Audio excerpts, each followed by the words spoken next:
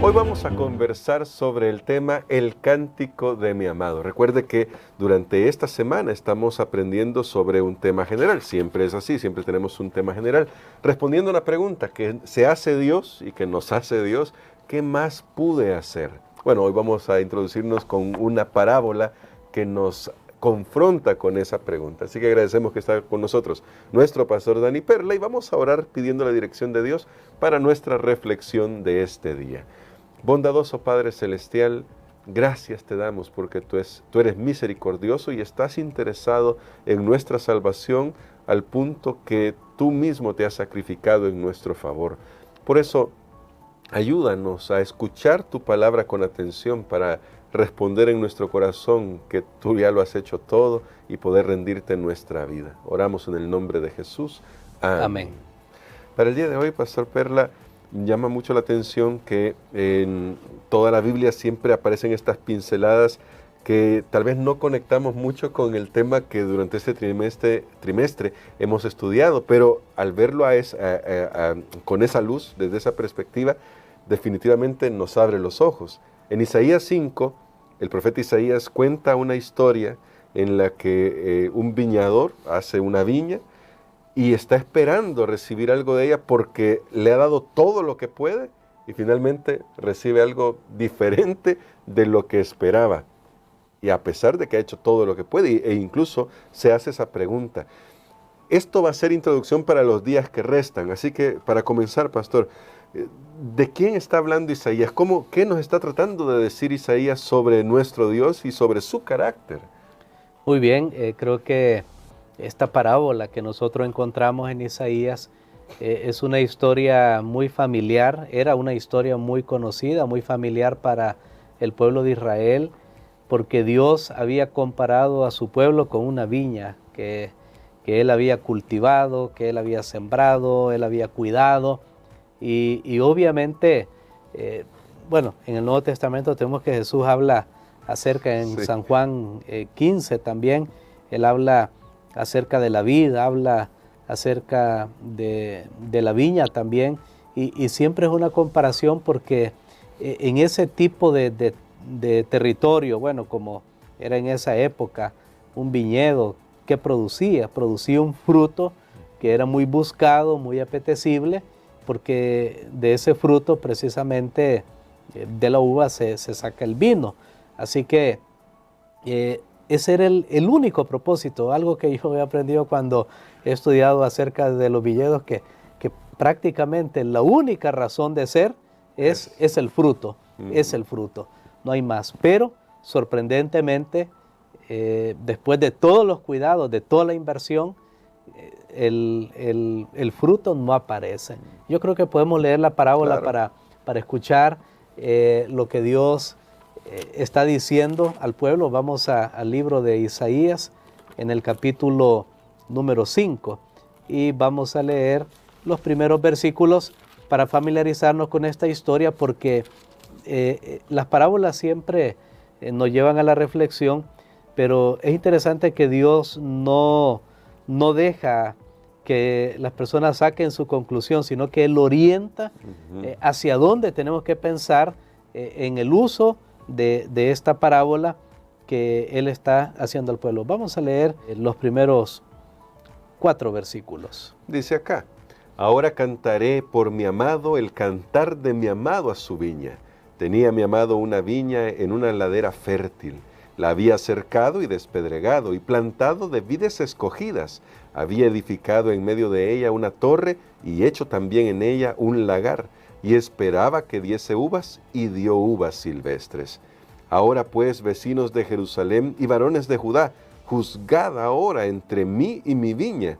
¿Qué más se podía hacer a mi viña que yo no haya hecho en ella?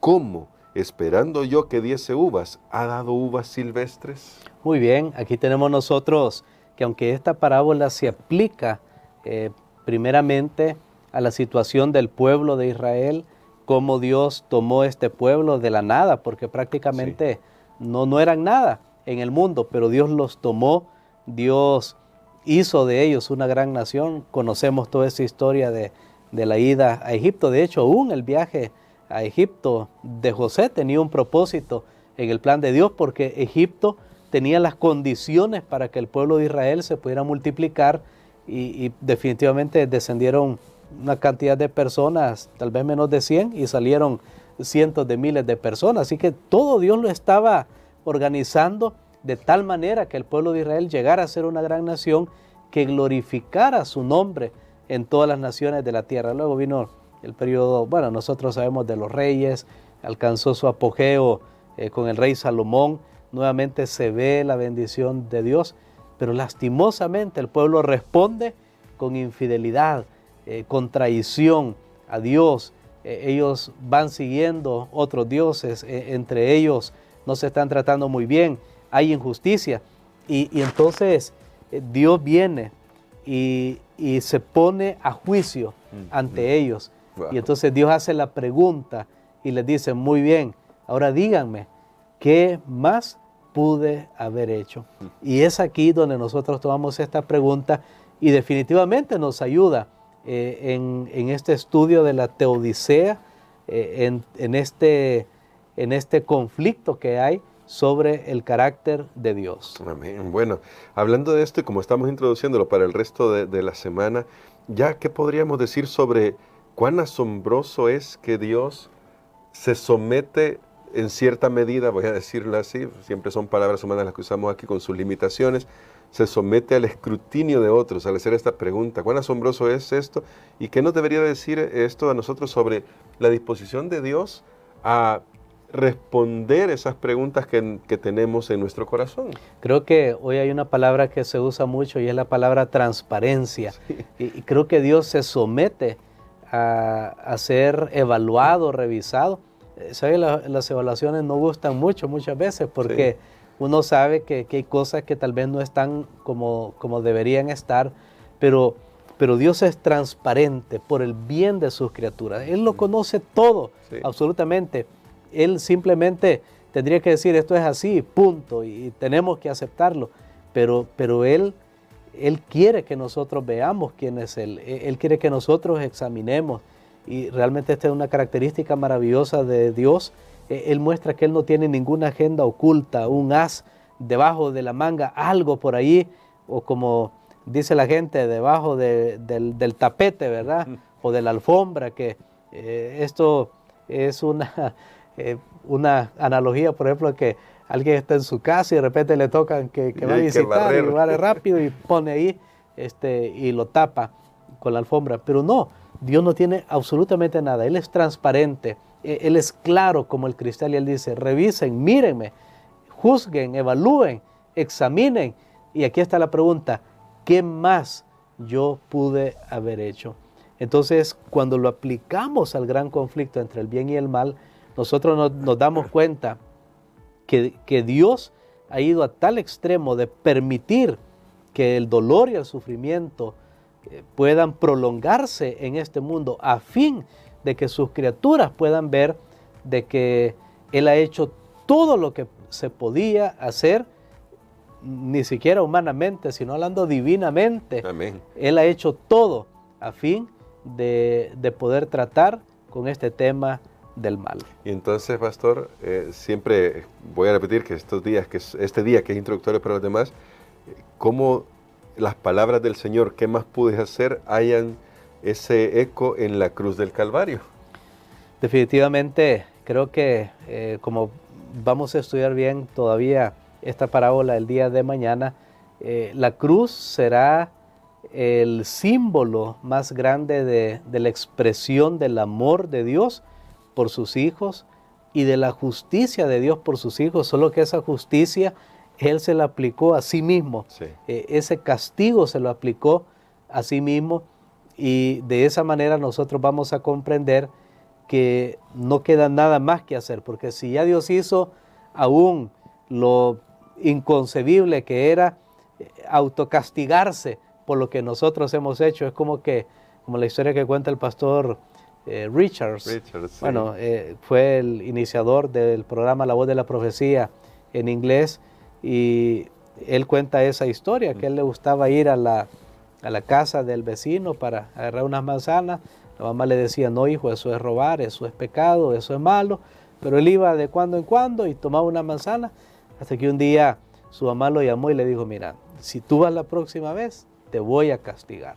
Lastimosamente el chico, pues por su deseo, su afán, entró a la casa del vecino, extrajo las manzanas, la madre se dio cuenta y le dijo, muy bien, ha llegado la hora del castigo. Yo te prometí que te iba a castigar. Pero él dice que las cosas dieron un giro inesperado, porque en vez de castigarlo a él, la madre se castigó a sí misma. Y dijo él, yo nunca olvidaré esa imagen, nunca voy a dejar de recordar ver a mi madre castigándose por algo que yo había hecho, algo que yo merecía. Y precisamente eso es lo que Dios hace. No hay nada más. Esa pregunta, ¿qué más yo pude haber hecho?, nos garantiza que no queda nada, ninguna posibilidad que alguien diga.